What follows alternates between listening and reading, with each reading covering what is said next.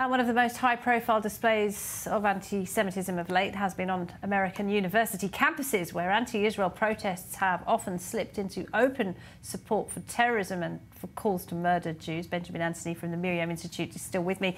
And Benjamin, I mean, the astonishing scenes on American universities, and they have been really astonishing. I think a lot of Americans have had a bit of a wake-up call themselves, whatever they feel about Israel.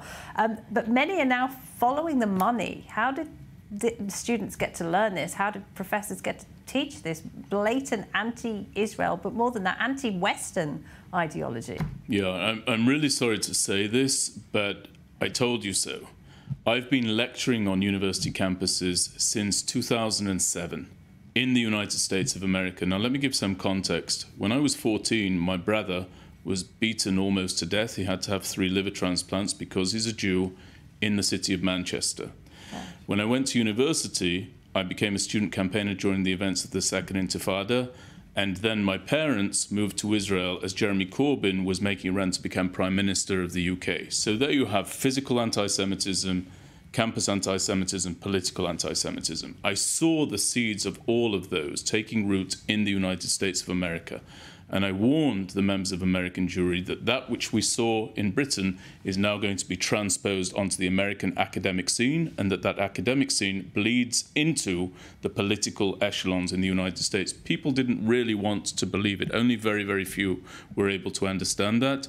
The reality is that Jewish people in America are on the cusp not of living an existence akin to European Jews in the 1930s, but akin to the existence of the European Jewish community today. What does that look like? The inability to feel safe on campus, the inability to wear a kippah in the street, and the inability to counter the rise of anti-Semitic, anti-Zionist politicians who are elected into office. And I disagree with the report.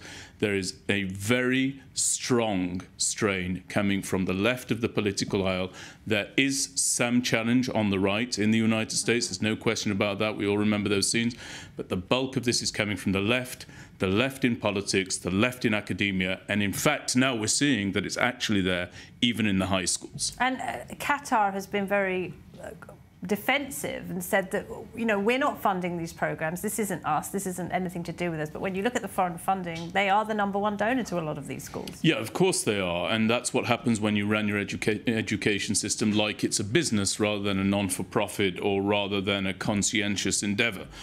The Americans have accepted massive amounts of funding. And by the way, before the Qataris, who are certainly doing it, the Saudis were doing the same. It comes with strings attached, and nobody should be surprised that there is a 5th column now on American campuses. But the most horrific aspect of all of it is that many of those who power these protests are anti-Israel, self-loathing Jews. That needs to be tackled as well. What about the way that President Biden spoke out on this last week? What about the way that the politicians have tried to get a handle on this?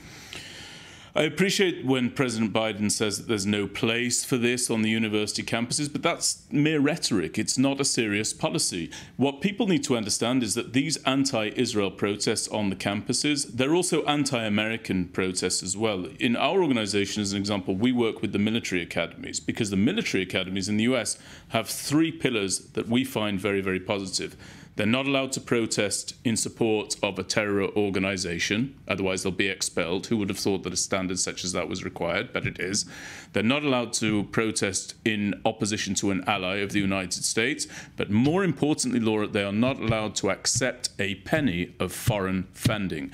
That's where real leadership's going to come from. What's coming out of these campuses is actually spelling, in my opinion, the swift demise of the United States writ large, because the students of today will be the policymakers of tomorrow, and they are being educated in environments that are hostile to Israel, hostile towards Jews, and hostile towards the United States. All right, Benjamin, thank you.